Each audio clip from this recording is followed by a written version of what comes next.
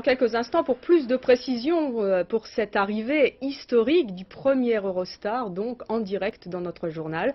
Le premier voyage Paris-Londres-Paris aura duré toute une journée, mais on mettra normalement 3 heures pour relier donc les deux capitales françaises et britanniques. Une sacrée performance pour tous ceux d'entre nous qui mettent autant de temps pour aller travailler le matin en Île-de-France.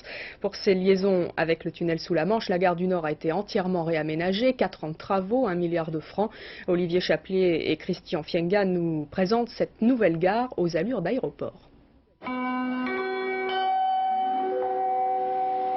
L'Eurostar numéro 6251 en provenance de Londres. Mai 94, après 4 ans de travaux, le bout du tunnel pour la gare du Nord. Le terminal Eurostar a été fait surtout pour respecter des conditions de sûreté vis-à-vis des voyageurs. Donc nous avons réalisé des installations un peu style aéroport et tout a été conçu au niveau balisage, au niveau contrôle pour fonctionner exactement dans le même esprit qu'un aéroport.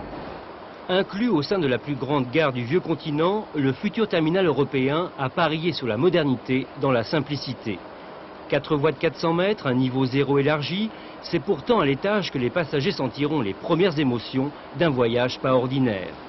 Enregistrement, contrôle en douane et embarquement, tout ici a été conçu pour réguler au mieux plus de 22 000 passagers jour, tout, y compris l'accueil, car Paris-Londres en 3 heures, cela vaut bien quelques égards. On se trouve sur un marché donc en concurrence directe avec l'aviation, où là je dirais le personnel a en général une certaine habitude, une certaine expérience de l'accueil, et on veut retrouver, mais je dirais façon SNCF, cette même qualité d'accueil, une bonne prise en charge de la clientèle, et surtout je pense aussi pour la sécuriser, puisque le tunnel c'est quelque chose de nouveau, qui peut aussi un petit peu effrayer. Premier voyage commercial début juillet avec un aller-retour par jour. L'an prochain, Eurostar, TGV, Grandes Lignes et banlieues combinées feront de Paris-Nord la 3e gare du monde.